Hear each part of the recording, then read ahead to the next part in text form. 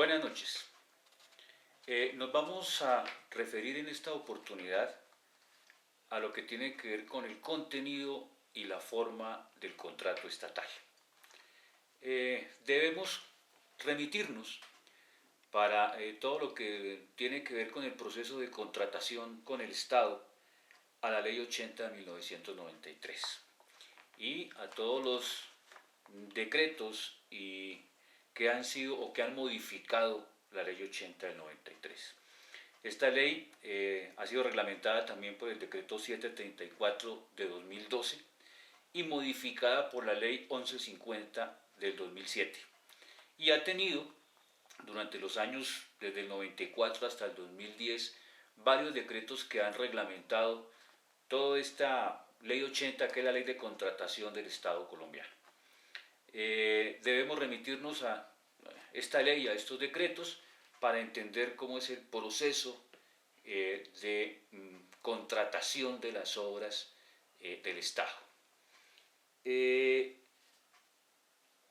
Sabemos que dentro de o el inicio de cómo se inicia la contratación con el Estado parte de todos unos documentos que hace la entidad contratante, la entidad estatal contratante, que parten, por ejemplo, desde los estudios previos, desde la elaboración de una matriz de riesgos, de un análisis del sector donde se van a efectuar el contrato, en este caso particular los contratos de obra, y de todos los estudios técnicos que se requieren para la construcción o para la elaboración de un contrato de obra, llámelo una edificación o una obra de carácter civil.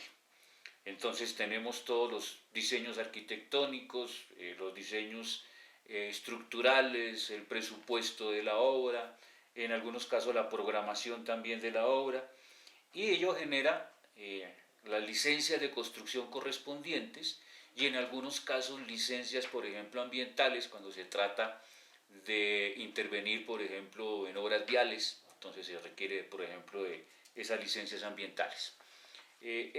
Todo este paquete que elabora la entidad contratante, pues es de vital importancia para la interventoría. O sea, nosotros como interventores debemos conocer parte, yo diría que todo, pero si no al menos parte de toda esta documentación que estamos mencionando.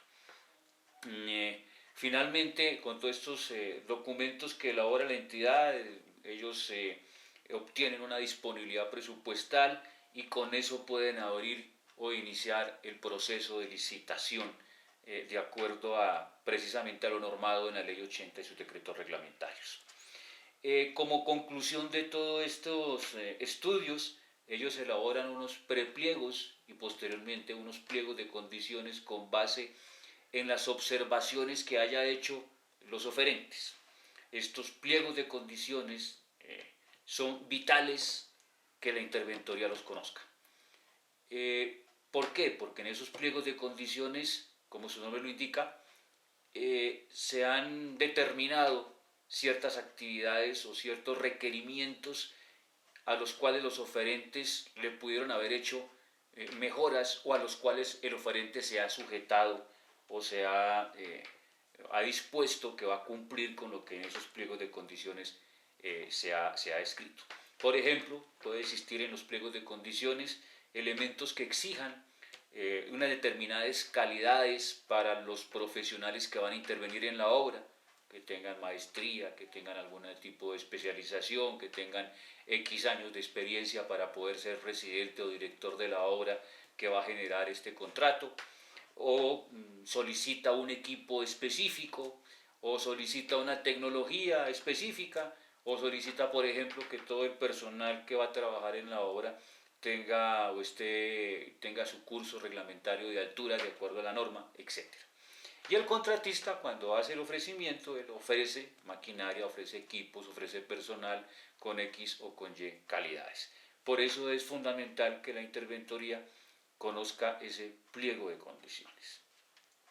Posteriormente vendrá la evaluación por parte del comité evaluador de la entidad contratante, quienes le recomendarán a X o a Y persona para que le sea adjudicado el contrato. Finalmente viene el contrato, es el otro elemento bien importante que nos interesa como interventores y que necesitamos conocer. La ley 80 define los contratos estatales y define los contratos estatales como contratos de consultoría, contratos de obra, contratos de suministro, contratos de prestación de servicios, etc. En lo que a nosotros nos corresponde vamos a mirar qué dice la entidad estatal referente a los contratos de obra. Y voy a leer textualmente, como dice la norma, a qué se refieren los contratos de obra.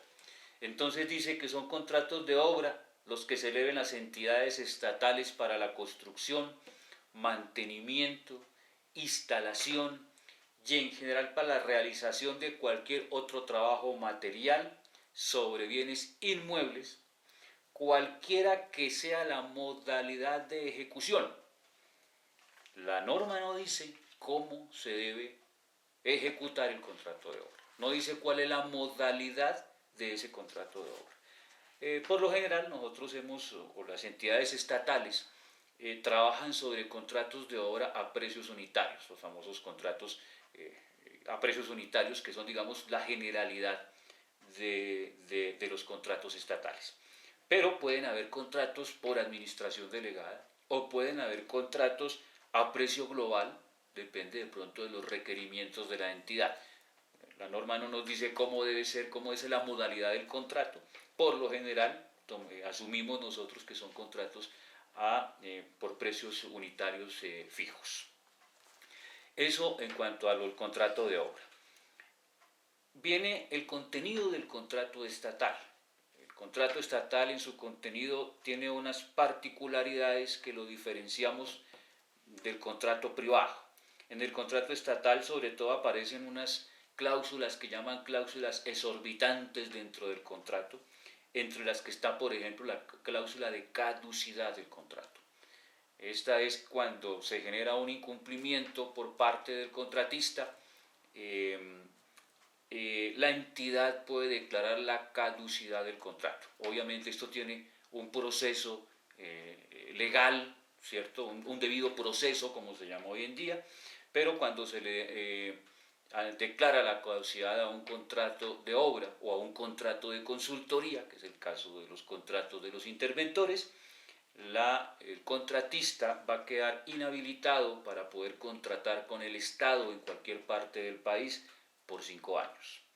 También existe dentro de estos contratos la cláusula penal pecuniaria, es una cláusula diferente a las que se están pidiendo, por ejemplo, en las pólizas. Esta es una cláusula en la cual si hay un incumplimiento del contrato, la parte que incumpla el contrato pues debe pagar a la parte que está afectada un monto sobre el valor total del contrato, que por lo general en los contratos de obra se coloca como el 10% del valor del contrato. Aparecen otro tipo de cláusulas, como por ejemplo las cláusulas de descuentos del valor del contrato por cada día de atraso, porcentajes que se asumen dentro de ese contrato de X porcentaje, y por cada día de atraso el interventor debe descontar al contratista o debe aplicarle al contratista, una multa por cada día de atraso en la entrega, por ejemplo, de la obra. Estas cláusulas, por ejemplo, de multas por atrasos en la entrega de las obras están obviamente amarradas al plazo de los contratos de obra. Finalmente, tenemos el perfeccionamiento del contrato. Hay una característica de los contratos estatales sobre el cual los interventores deben tener mucho cuidado. Hay que saber diferenciar muy bien cuando un contrato está perfeccionado y cuando un contrato está en capacidad de ser ejecutado. Se entiende que un contrato está perfeccionado cuando se ha está escrito y se ha firmado por las partes, entidad contratante, contratista. Pero hasta ese momento solamente estamos hablando que el contrato está perfeccionado, pero no está en capacidad de ser ejecutado el contrato. Para que el contrato esté en capacidad de ser ejecutado es necesario que exista previamente un certificado de aprobación de las garantías exigidas al contratista por la entidad contratante. Y también la disponibilidad presupuestal. Aunque esta disponibilidad presupuestal uno sabe que viene desde la licitación. Pero en lo que tiene que ver con la aprobación de las pólizas, con la aprobación de las garantías, sumamente importante para aquellos que hacen interventoría. Usted como interventor no puede ejecutar un contrato. Uno de los primeros actos para ejecutar un contrato es el acta inicial de obra. Usted no puede firmar un acta inicial de obra si previamente no han sido aprobadas las pólizas por la entidad contratante.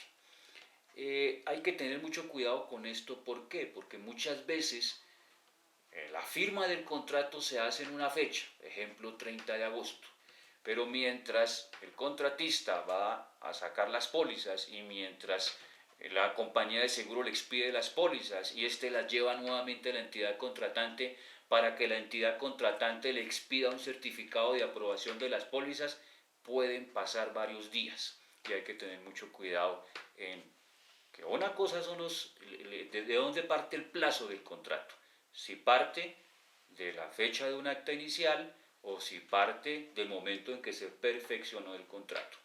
Esto en términos generales en lo que tiene que ver con el contenido de los contratos de obra, de su perfeccionamiento y de cuándo están estos o de cuándo pueden ser ejecutados o cuándo se puede iniciar la ejecución del contrato. Vuelvo y repito, recomendaciones, tener cuidado, mucho cuidado con las fechas, porque lo que prima en los contratos estatales es el plazo contractual. Entonces hay que tener muy claro definido de qué punto a qué punto se está tomando el plazo contractual. Si el plazo contractual lo estamos tomando desde la firma del contrato o si lo estamos tomando desde la firma del acta inicial para poder saber cuáles son los términos reales o el plazo real que tiene ese contrato estatal. Muchas gracias y buenas noches.